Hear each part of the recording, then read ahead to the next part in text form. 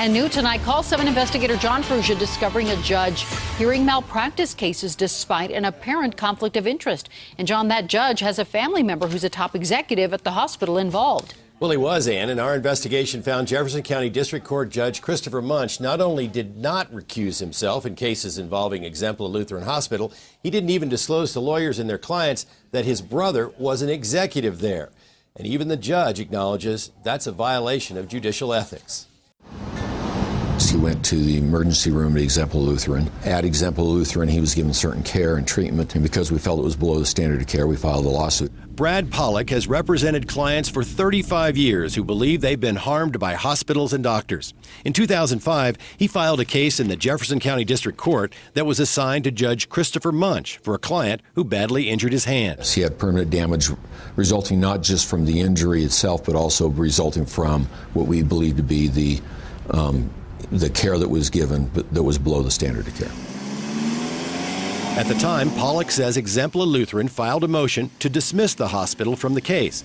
Pollock was preparing for another trial and petitioned with his own motion to Judge Munch for more time to respond. I received an order from the court, and I believe that was on a Wednesday, saying the motion had been denied.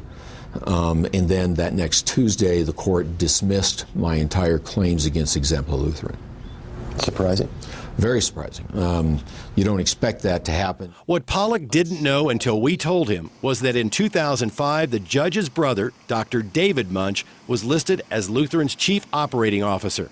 On his LinkedIn page, Dr. Munch says he was an officer of the company from 2000 through 2009. I learned about this yesterday from you, and it was a complete surprise to me. I've never had any knowledge or information at all that Judge Munch had any relationship with regard to anybody at Exempla Lutheran. Judges are required to conduct themselves in a way that avoids impropriety or the appearance of impropriety.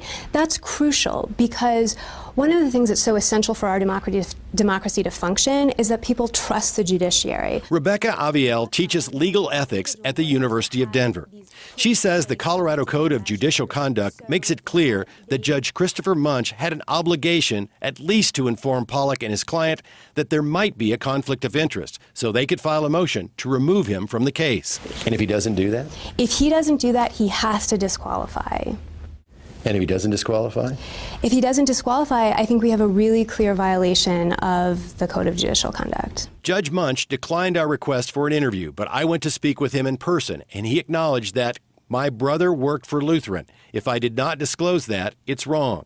When told lawyers were stunned when they found out about the conflict of interest, Judge Munch replied, "I understand they would be stunned and upset.